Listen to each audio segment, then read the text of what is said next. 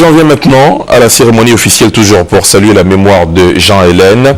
Elle s'est tenue à la grande chancellerie de l'Ordre national de la République de Côte d'Ivoire sur initiative de la ministre de la Communication, Maître Afoussiata Bambalamine.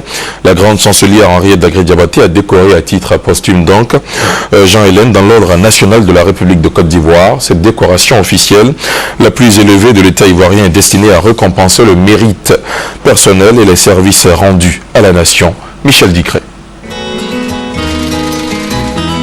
Jean Hélène, élevé au grade d'officier de l'Ordre national ivoirien à titre posthume par la grande chancelière, c'est son frère Thierry qui reçoit la distinction, une reconnaissance de la Côte d'Ivoire au valeureux journaliste français qu'on surnommait Jean l'Africain.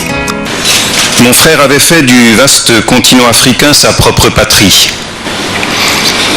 Il avait parcouru quantité de pays, rencontré beaucoup de monde et traversé des situations conflictuelles au point que nous avions fini par nous dire qu'il était là chez lui et que rien de grave ne pouvait lui arriver. Mais hélas, c'est en Côte d'Ivoire que dans la soirée du 21 octobre 2003, Jean Hélène déposa pour toujours la plume et le micro. Assassiné par un sergent de police ivoirien à proximité de la direction générale de la police, alors qu'il attendait la libération de partisans de l'opposition d'alors qui se souviennent encore du jour du drame. C'est en faisant ce travail que Jean Hélène est mort, mais c'est à cause de nos camarades qu'on l'a tué. C'est par la grâce de Dieu et l'action de Jean Hélène qui a été sauvé.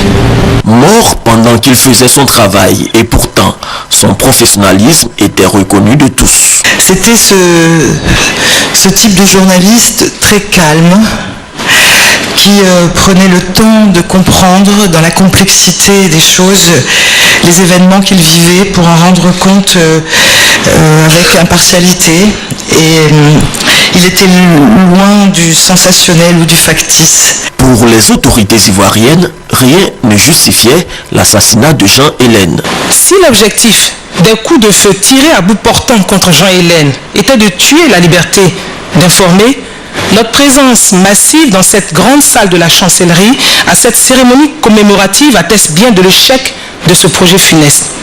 On a tué Jean Hélène, mais on n'a pas pu assassiner l'aspiration à la liberté si fermement chevillée au corps de tout démocrate.